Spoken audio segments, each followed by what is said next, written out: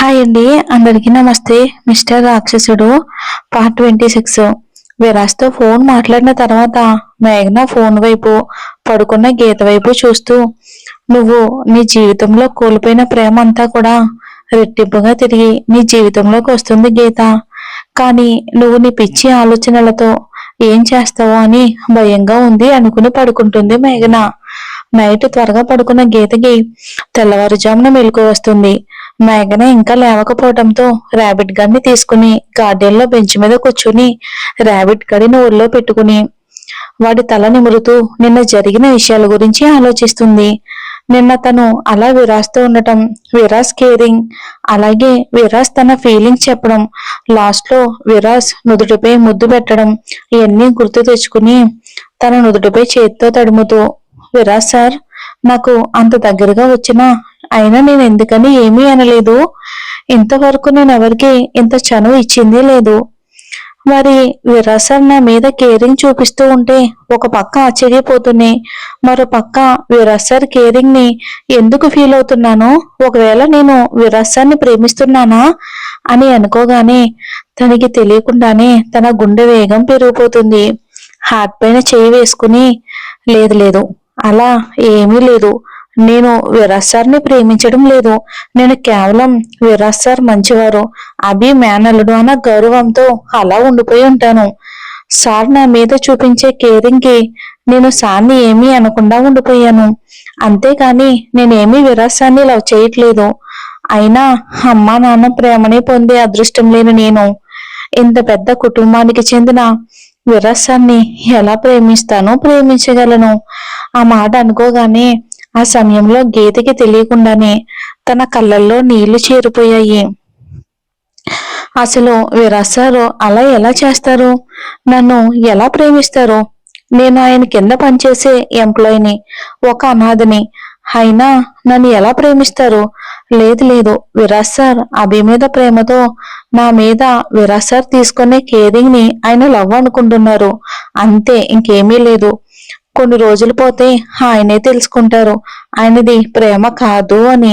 దీని గురించి నేను ఎక్కువ ఆలోచించాల్సిన అవసరమే లేదు అని ప్రస్తుతానికి తనకు తను సమాధానం చెప్పుకుంటుంది. ఆ సమయంలోనే తన చెంపల మీద ఎవరిదో చేతి స్పర్శ మృదువుగా తగలడంతో తల తిప్పిన గీతకి విరాజ్ కనిపించడంతో ఆశ్చర్యంగా చూస్తుంది. మార్నింగ్ లేచి జిమ్ చేసే అలవాటు ఉన్న విరాజ్ ఇక రోజులాగానే జిమ్ ఏరియాకి వస్తాడు. అదే టైంలో గీత చేతిలో ఉన్న ర్యాబిట్ గడు గీత ఆలోచనలో ఉండగానే విరాజ్ ఉన్న దగ్గరికి వస్తాడు. అంత మార్నింగ్ టైంలో ర్యాబిట్ అక్కడికి రావటం చూసి ర్యాబిట్ గాడితో పాటు ఎవరైనా వచ్చారేమోనని వాడిని బయటికి తీసుకుని వచ్చి అక్కడ వదిలి గార్డెన్ ఏరియాలో చూడగానే చుట్టూ సాల్వా కప్పుకుని రెండు మోకాళ్ళు మడిచి వాటి మీద తల పెట్టుకుని బెంచ్ మీద కూర్చుని దీర్ఘ ఆలోచనలో ఉన్న గీత కనిపిస్తుంది. గీత ఫేస్ లో కనిపించే ఇన్నోసెన్స్ ని అలా చూస్తూ ఉండిపోయాడు విరాజ్. కానీ విరాజ్ గురించి గీత అనుకునే టైంలోనే గీత కళ్ళల్లో నుండి నీళ్లు రావటంతో గీత దగ్గరకు వచ్చాడు. తన కన్నీళ్లు తుడుద్దామని అనుకునే లోపల గీత చిన్నపిల్లల తల అటు ఇటు ఊపుతూ మనసులో తనకు తను ఏదో చెప్పుకుంటుంది. గీత కన్నీళ్లు చూసి బాధగా అనిపించిన గీతను అలా చూసి విరాజ్కి గీత ముద్దుగా అనిపించి నవ్వుకుని తన పక్కనే కూర్చుని తన బొగ్గలపై కన్నీళ్లు తుడుస్తాడు. అదే టైంలో విరాజ్ వైపు చూసిన గీతకి విరాజ్ అక్కడ అలా తన పక్కన కనిపించడం కల నిజమో అర్థం కాదు. విరాజ్ ని అలా చూస్తూ కలో కాదో తెలుసుకోవడానికి విరాజ్ బొగ్గపై చేయి పెడుతుంది. గీతకి అది నిజమే అని అర్థమై తన పక్కన విరాజ్ కూర్చుని ఉండడంతో వెంటనే లేచి నిలబడి విరాజ్ ని చూడగానే గీత తన చెంపపై చేయి వేసి మళ్ళీ వెంటనే అలా నిలబడడంతో గీతని నవ్వుతూ చూస్తూ ఉంటాడు. విరాజ్ నవ్వు చూసి గీత ఇంట్లోకి వెళ్ళాలి అని వెనక్కి తిరిగేలోపు విరాజ్ తన చెయ్యి పట్టుకుని తన పక్కనే కూర్చోబెట్టుకుని ఆ చెయ్యిని అలానే పట్టుకుని, ఏమైంది గీత, ఎందుకు అలా ఉన్నావు? విరాజ్ అడిగిన మాటకి గీత విరాజ్ వైపు చూస్తుంది. మీకు తెలీదా అన్నట్టు. విరాజ్ గీత చూపుకి అర్థం తెలుసుకుని, హా, నాకు తెలుసు, నేను ప్రపోజ్ చేశాననే కదా, కానీ నేను నిన్నేమీ అనలేదు కదా, మరి ఎందుకని ఇలా ఉన్నావు? మీకు తెలుసు కదా నేను ఎలా ఎందుకు ఉన్నాను అయినా మీరు నా కళ ఎలా ప్రపోజ్ చేస్తారు అని గీత అనగానే, ఓ నీకు అలా ప్రపోజ్ చేయటం నచ్చలేదా? అలా అయితే ఈసారి ఎలా చేయాలో నువ్వే చెప్పు, నేను అలానే ప్రపోజ్ చేస్తాను. నేను అనేది అది కాదు విరాజ్ సార్. మీరు అభి మీద ఉన్న ప్రేమతో మీరు నా మీద చూపించిన కన్సర్న్ ని మీరు లవ్ అనుకుంటున్నారు. అది కరెక్ట్ కాదు అని గీత అంటుంది. నేను ఒప్పుకుంటాను ప్రిన్సెస్. నీకు నీ ఫీలింగ్స్ నా దగ్గర చెప్పే రైట్ నీకుంది. అలాగే నా ఫీలింగ్స్ ని నన్ను జడ్జ్ చేసే రైట్ కేవలం నీ ఒక్కదానికి మాత్రమే ఉంది అని ఒత్తి చెప్పి, కానీ నా ఫీలింగ్స్ ని రాంగ్ గా కన్వే చేసే రైట్ గాని ఇక రాంగ్ గా కన్వే చేసుకునే రైట్ గాని నీకు లేదు ప్రిన్సెస్ అని మరింత గట్టిగా చెప్పాడు. విరాజ్ ఆ మాటలతోనే గీత మీద తనకున్న ఫీలింగ్స్ ని స్వచ్ఛమైనవి అని చెప్పాడు. అలాగే ఆ ఫీలింగ్స్ కలగడానికి సిద్ధార్థ్ గారికి తనకి ఎలాంటి సంబంధం లేదు అని చెప్పగానే చెప్పాడు. విరాజ్ మాటల్లో తెలియని సీరియస్నెస్ చూస్తూ ఉంటే ఇంకా గీత మాట్లాడకుండా సైలెంట్ అయిపోయింది. కానీ తనకి ఆ మాటల్లో డెప్త్ మీనింగ్ తెలుస్తున్నా కూడా ఒప్పుకోవటానికి తనైతే రెడీగా లేదు. ఇక అలా సైలెంట్ అయిన గీతని చూస్తూ, you are always my princess. My feeling are is true and pure. So don't think in wrong way. అర్థమైందా? వెదర్ కూడా కూల్ గా ఉంది, లోపలికి వెళ్ళు అని విరాజ్ చెయ్యి వదలడంతో గీత ఏం మాట్లాడకుండా సైలెంట్ అయిపోతుంది. విరాజ్ కూడా జిమ్ ఏరియాకి వెళ్లే టైం అవడంతో ఆఫీస్ కి రెడీ అయిపోయాడు. విరాజ్ కిందకి వచ్చి అందరినీ విష్ చేసి టిఫిన్ చేస్తున్నాడు. టిఫిన్ చేయడం అయిపోయిన తర్వాత సిద్ధార్థ్ గారికి చారీ గారి నుండి ఫోన్ రావటంతో లిఫ్ట్ చేసి మాట్లాడి ఆనందంగా విరాజ్ దగ్గరకు వచ్చి హత్తుకుని, కంగ్రాట్స్ మిస్టర్ విరాజ్ నందన్ వర్మ అంటాడు. ఆయన ఎందుకు అలా అన్నారో అర్థం కాక అందరూ క్వశ్చన్ మార్క్ ఫేస్ తో చూస్తూ ఉంటే విరాజ్ మాత్రం కూల్ గా చూస్తున్నాడు. సిద్ధార్థ్ గారు అందరి వైపు చూస్తూ, ఈ ఇయర్ కూడా బెస్ట్ బిజినెస్ మ్యాన్ అవార్డ్ మన చెన్నైకే వచ్చింది. ఇప్పుడే చారీ గారు ఫోన్ చేసి చెప్పారు అంటారు. అందరూ కూడా అది విని సంతోషంగా ఫీల్ అయితే విరాజ్ మాత్రం నార్మల్ గానే ఉన్నాడు. మామ్ నేను ఆఫీస్కి వెళ్తున్నాను అని వెళ్ళబోతూ ఉంటే రఘురామ్ గారు, అదేంటి చిన్న నీకు ఆనందంగా లేదా అని అడుగుతారు. నాకు ఈ అవార్డు వచ్చిందని వాళ్ళు నాకు మార్నింగే కాల్ చేశారు తాతయ్య. ఈ విషయం మీ అందరికీ చెప్పేలోపు చారీ గారు మామకి కాల్ చేసి చెప్పారు అంటాడు విరాజ్. సరే చిన్న, ఇంకో 1 వీక్ లో అవార్డు ప్రెజెంటేషన్ సెరమనీ ఉంది. ఈసారి ఆ ఫంక్షన్ కి అన్ని కంపెనీస్ స్టాఫ్ ను కూడా ఇన్వైట్ చేశారు. ఎలాగో మనం టేకప్ చేసిన ప్రాజెక్టులన్నీ ఎండింగ్ వచ్చేసాయి కాబట్టి మన స్టాఫ్ ని కూడా ఫంక్షన్ కి ఇన్వైట్ చేద్దాం అంటారు సిద్ధార్థ గారు. ఓకే మామ, సరే నేను ఆకాష్ కలిసి అదంతా చూసుకుంటాం అని.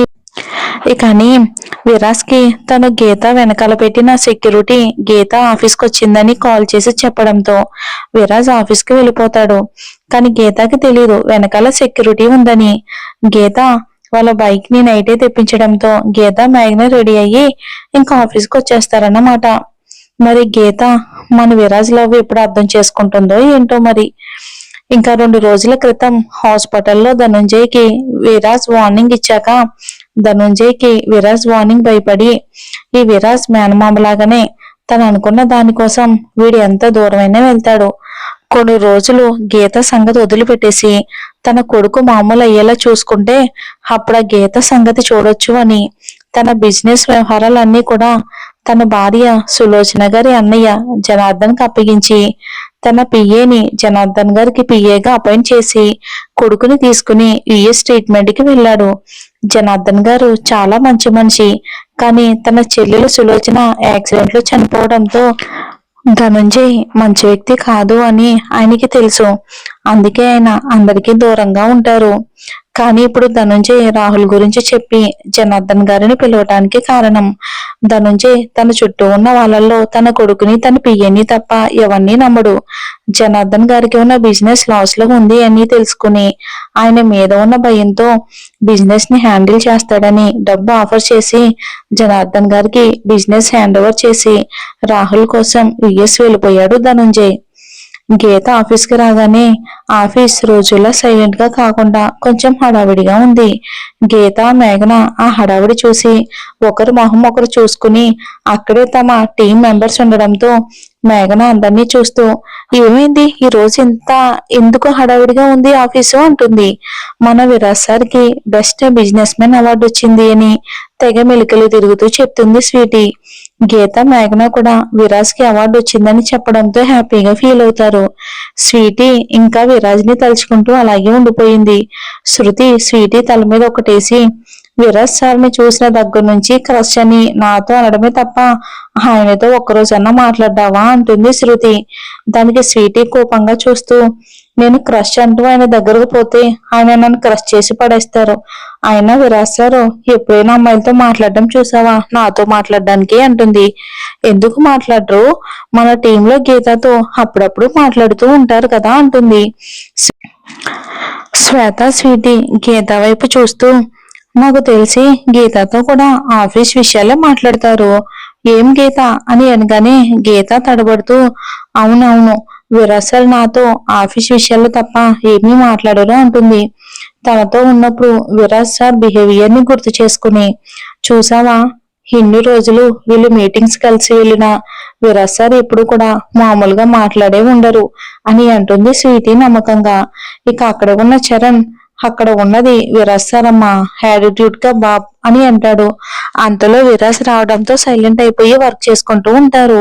విరాజ్ క్యాబిన్ లోపలికి వెళ్ళగానే గీత తనతో మాత్రమే ఉండి విరాజ్ బిహేవియర్ గురించి ఆలోచిస్తుంది. గీతని గ్లాస్ వాల్ నుంచి చూసిన విరాజ్ ఇంటర్ కమ్ నుంచి గీతకి కాల్ చేసి క్యాబిన్ కి రమ్మని చెప్పాడు. గీత రాగానే కొన్ని ఫైల్స్ గీత చేతికిచ్చి చెక్ చేయి అని అనగానే గీత తలూపి బయటికి వెళ్తూ ఉంటే, విరాజ్ అటెక్కడికి, మీరు ఫైల్ చెక్ చేయమన్నారు కదా సార్, అందుకే నా క్యాబిన్ దగ్గరికి వెళ్తున్నాను అని గీత అనగానే, ఇవన్నీ ఈ వీక్ లో మనం కంప్లీట్ చేసే ప్రాజెక్ట్ ఫైల్స్, వీటిలో చాలా కాంప్లికేషన్స్ ఉంటాయి, అందుకే నువ్వు ఇక్కడే ఉండి చెక్ చేయి. విరాజ్ అలా అనడంతో గీత, నో ఇక్కడుండి చెయ్యను సార్ అంటుంది. విరాజ్ గీత వైపు చూసి, ఇక్కడ నేను బాస్ ని మిస్ గీత గారు, సో నేను చెప్పినట్టు మీరు చెయ్యాలి అనడంతో గీత సైలెంట్ అయ్యి, సరే నా థింగ్స్ అన్ని తెచ్చుకుంటా సార్ అని బయటకు వచ్చేసింది. అక్కడే ఉన్న మేఘన, ఎక్కడికే అని అడిగితే గీత కొంచెం కోపంగా లోపల జరిగిందంతా చెప్పి వెళ్తుంది. గీత విరాజ్ క్యాబిన్ కి థింగ్స్ తీసుకెళ్లడం చూసిన ఎంప్లాయీస్ అందరూ ఇంకా విరాజ్ గురించి తెలుసు కాబట్టి ఎవరూ పట్టించుకోలేదు. లోపలికి వెళ్లిన గీత చిరుకోపంగా ఎక్కడ కూర్చోవాలి అన్నట్టు చూడడంతో విరాజ్ నవ్వుతూ అదే రూమ్ లో ఒకవైపు తను సెట్ చేసిన టేబుల్ ని కళ్ళతోనే చూపించాడు. గీత మనసులో విరాజ్ ని చూస్తూ, ఈ రావణ్ ఇదంతా కావాలని చేస్తున్నాడు అని అనుకుంటూ ఫైల్స్ అన్ని చెక్ చేస్తుంది. విరాజ్ గీతని చూసి తను ఏమనుకుంటుందో అర్థమైనా పట్టించుకోకుండా వర్క్ చేస్తున్నాడు. ఇంకా ఆఫీస్ కి వచ్చిన ఆకాష్ కి విరాజ్ అవార్డు విషయం తెలిసి విరాజ్ క్యాబిన్ లోకి ఎప్పట్లాగానే వచ్చాడు. బావా ఐఎమ్ సో హ్యాపీ అంటూ విరాజ్ దగ్గరకు వచ్చి హగ్ చేసుకునే అంతలోపే విరాజ్ సీరియస్ గా చూడటంతో అక్కడే ఆగిపోయి మూతి బిగించి కోపంగా, ఏంటి బావా, నేను ఇంత మంచి గుడ్ న్యూస్ ని నీకు చెప్తూ ఉంటే కంగ్రాచులేషన్ చెప్దామని వస్తే నువ్వు నీ సీరియస్ లుక్ తో నేను ఆపేశావు అంటాడు. విరాజ్ తలదించి వర్క్ చేస్తూనే, దీనికంత హ్యాపీగా ఫీల్ అవ్వాల్సిన అవసరం లేదు ఆకాష్, ప్రాజెక్టు ఎండింగ్ వచ్చింది, ఎలాంటి మిస్టేక్ లేకుండా వర్క్ జరిగేలా చూడు, అలాగే అవార్డు ప్రెజెంటేషన్ సెరమనీకి స్టాఫ్ అందరినీ కూడా ఇన్వైట్ చేసి మెయిల్ పెట్టు అని అంటాడు విరాజ్. ఆకాష్ కి విరాజ్ బిహేవియర్ కొత్త ఏమీ కాదు కాబట్టి సరే బావా అని వెళ్ళేంతలోపే అక్కడ గీత ఉండడం చూసి, గీత నువ్వేంటి ఇక్కడ అంటాడు ఆశ్చర్యంగా. విరాజ్ అంత పెద్ద అవార్డు వచ్చిన నార్మల్ గా రియాక్ట్ అవడం చూస్తున్న గీత ఆకాష్ మాటలకి, విరాజ్ సార్ ఇక్కడ కూర్చోమని ఫైల్ చెక్ చేయమన్నారు సార్ అంటుంది. దానికి ఆకాష్ విరాజ్ వైపుకి తిరిగి మనసులోనే, ఆల్రెడీ నువ్వు చెక్ చేసిన ఫైల్ ని గీతని నీ ఎదురుగా ఉంచుకోవడానికి అలా చెప్పావా, నీలో యాంగిల్ కూడా ఉన్నాయన్నమాట బావా అని అనుకుంటూ చూస్తాడు. విరాజ్ వెంటనే, చూసిన చాలు, ముందు నేను చెప్పిన పని చేయి అని అంటాడు తలెత్తకుండానే. ఆకాష్ కూడా సైలెంట్ గా బయటికి వెళ్ళిపోయి విరాజ్ చెప్పినట్టుగానే స్టాఫ్ కి ఇన్విటేషన్ మెయిల్ పెడతాడు. గీత లంచ్ చేసి బయటికి వెళ్ళిన టైంలోని విరాజ్ గీత సెక్యూరిటీకి ఆఫీసర్ కి కాల్ చేసి, గీత గురించి చెప్పకుండా వాళ్ళ స్టాఫ్ ని ఆశ్రమం ఏరియాలో ఉండి వాచ్ చేసి ఎవరైనా పోలికలు చెప్పి వెతుకుతూ ఉన్నట్టు కనిపిస్తే వాళ్ళని పట్టుకోమని చెప్పాడు. అలా ఈవినింగ్ వరకు ఆఫీసులను వర్క్ చేసి గీత కూడా వాళ్ళ వెనకే విరాజ్ ఆకాష్ ఇంటికి వచ్చేశారు. ఇక ఆషాద్ హైదరాబాద్ బ్రాంచ్ లో తన క్యాబిన్ లో కూర్చుని తన ఫోన్ లో ఉన్న అమ్మాయి ఫోటో చూస్తూ ఎక్కడున్నా బేబీ నీ కోసం ఎన్ని రోజులు వెతకాలి అని మాట్లాడుతూ ఉండగానే దర్శన్ లోపలికి వచ్చి ఒక బిజినెస్ మ్యాగజైన్ ఆషాద్ ముందు పెడతాడు. దానిలో ఉన్న విరాజ్ ఫోటో దాని కింద ఉన్న బెస్ట్ బిజినెస్ మ్యాన్ అవార్డు గురించి చూసి గ్రేట్ న్యూస్ దర్శి అంటాడు. దర్శి ఆషాద్ ని చూసి నీకు కొంచెం కూడా జలస్ అనిపించట్లేదా ఆషాద్? నువ్వు అతను ఒకే టైంలో బిజినెస్ లోకి ఎంటర్ అయ్యారు, కానీ నువ్వు ఎప్పుడు అతని విన్నింగ్ ని ఫీల్ అవుతున్నావు ఎందుకని? దర్శి ఐ రెస్పెక్ట్ విరాజ్ మారల్టీస్, అందుకే విరాజ్ విన్నింగ్ నాకు ఎలాంటి జెల్స్ ని ఫీలింగ్ ని కలిగించదు. నేను కూడా బిజినెస్ లో అలాంటి మారల్టీస్ మెయింటైన్ చేస్తాను. బట్ ఆ విరాజ్ ఇంటెలిజెన్స్ సిచ్యువేషన్ హ్యాండ్లింగ్ నాకు బాగా నచ్చుతుంది. అందుకే వాళ్ళ కంపెనీ ఫస్ట్ ప్లేస్ లో ఉంది, మన కంపెనీ సెకండ్ ప్లేస్ లో ఉంది. అయినా నాకెందుకు కోపం? నాకేమీ కోపం రావట్లేదు అంటాడు ఆషాద్. దర్శన్ అన్ని విషయాల్లోని నువ్వు పర్ఫెక్టే ఆషాద్. మరి ఆ అమ్మాయి విషయంలో నువ్వు ఎందుకని అలా రియాక్ట్ అవుతున్నావు? ఫ్యామిలీ ఫ్రెండ్స్ అయినా మన పేరెంట్స్ అందరూ ఒక యాక్సిడెంట్ లో చనిపోతే అప్పటి నుండి ఇద్దరం కలిసే కదా పెరిగాం. పేరెంట్స్ చనిపోయిన బాధలో ఉండి కూడా వాళ్ళు స్టార్ట్ చేసిన బిజినెస్ ని హార్డ్ వర్క్ తో టాప్ ప్లేస్ లోకి తీసుకొచ్చావు. కానీ ఇప్పుడు ఈ అమ్మాయి కోసం నువ్వు ఎందుకని ఎలా అయిపోతున్నావు అంటాడు దర్శి. ఎందుకంటే I feel her as my mother అని గట్టిగా చెప్తాడు వాసద్. మళ్ళీ తనే మాట్లాడుతున్నప్పటి నుంచి నేను మిస్ అయిన మా అమ్మ ప్రేమని జస్ట్ తన ఒక చేతి స్పర్శతో నేను ఫీల్ అయ్యాను దర్శి. ఇంతవరకు నా లైఫ్ లో సింగిల్ వర్డ్ కోపంగా మాట్లాడిన వాళ్ళే ఎవరు లేరు నాతో. కానీ ఫస్ట్ టైం నేను కోపంగా తిట్టింది ఆ అమ్మాయి. నాకు ఆ అమ్మాయి మాటల్లో కూడా ఆ అమ్మ ప్రేమే కనిపించింది. మా అమ్మ ప్రేమని ఎలాగో మిస్ అయ్యాను, కానీ తన ప్రేమని బట్ మిస్ అవ్వను అంటాడు చాలా స్ట్రాంగ్ వాయిస్ తో. ఆషాద్ ఆ అమ్మాయిని కావాలి అనుకుంటున్నాడని తెలుసు, కానీ మరీ ఇంత స్ట్రాంగ్ గా ఫిక్స్ అయ్యాడని ఇప్పుడే తెలిసింది దర్శన్ కి. మరి ఒకవేళ తను నిన్ను లవ్ చేయకపోతే అంటాడు. తను అడిగిన ప్రశ్నకి అసాద్ కి కోపం వస్తుంది. ఇక తెలిసినా కూడా నన్ను లవ్ చేసే వరకు నేను తప్పకుండా వెయిట్ చేస్తాను, తన చుట్టూనే తిరుగుతాను. అలా ఎప్పటికీ జరగదని నాకు తెలిస్తే తనని బలవంతంగా అయినా నా దగ్గరికి తెచ్చుకుంటాను అంటాడు. అది ఎప్పుడూ ఫిక్స్ అయిన వాడిలా. దానికి అషాద్ కోపంగా ఉండడం గమనించిన దర్శన్ తనని నార్మల్ చెయ్యాలని కొంతసేపటికి అలా మాట్లాడుతూ మనం ఎలాగో ఇక్కడే ఉన్నాం కదా, మనం విరాజ్తో కలిసి ప్రాజెక్ట్ చేద్దామా? ఎలాగో ఆ అమ్మాయిని ఇక్కడ నుండి వెతుకుతున్నాం కదా అసిద్, విరాజ్తో ప్రాజెక్ట్ కలిసి చేసే ఛాన్స్ కూడా ఉంటుంది. ఏమంటావు చెప్పు అని అంటాడు దర్శి తన వైపు చూస్తూ. దర్శన్ కి తెలుసు విరాజ్ వే ఆఫ్ బిహేవియర్ అన్న అషిద్ కి తెలియని ఒక రెస్పెక్ట్ ఉంది. అందుకే ఆ అమ్మాయి ఆలోచనల నుంచి బయటపడేయడానికి విరాజ్ తో ప్రాజెక్ట్ చేద్దామని పాయింట్ తీసుకొచ్చాడు అషిద్. ఇక తను ఆలోచిస్తూ నాట్ బ్యాడ్ దర్శి, ఇక్కడ నుండి నా బేబీని వెతుకుతూనే విరాజ్ తో కలిసి వర్క్ చేయొచ్చుగా, వెంటనే జీవి సొల్యూషన్ తో మాట్లాడు. దర్శన్ మనసులో తన మాటలకు ఆనందపడుతూ ఉంటాడు. ఓకే అషిద్ అని వెళ్ళిపోతాడు. నిజానికి దర్శన్ కి కూడా అసిద్ కి ఆ అమ్మాయి దొరకాలని ఉంది. కానీ దొరికాక ఒకవేళ అమ్మాయి తనని ప్రేమించకపోతే మరి ఆ అమ్మాయిని ఎలాగైనా దక్కించుకోవాలని చూస్తాడు. అందుకే ఆ అమ్మాయిని వెతకడంలో కావాలని లేట్ చేశాడు దర్శి. ఇప్పటి వరకు ఎన్ని ప్రాబ్లమ్స్ వచ్చినా కరెక్ట్ రూట్ లో వెళ్తున్న అసిద్ ఆ అమ్మాయి కోసం రాంగ్ రూట్ లోకి వెళ్ళటం దర్శన్ కి అస్సలు ఇష్టం లేదు. అందుకే అషిద్ ని డైవర్ట్ చేయడానికి ఎలా విరాజ్తో ప్రాజెక్ట్ ప్లాన్ చేశాడన్నమాట. మరి దర్శన్ చేసే పని వల్ల విరాజ్ అషద్ మధ్య మిత్రత్వానికి మిగిలిస్తుందో శత్రుత్వం మిగిలిస్తుందో చూడాలి. మరి ఏం జరుగుతుందో వచ్చే ఎపిసోడ్ లో చూద్దాం. Thanks for watching.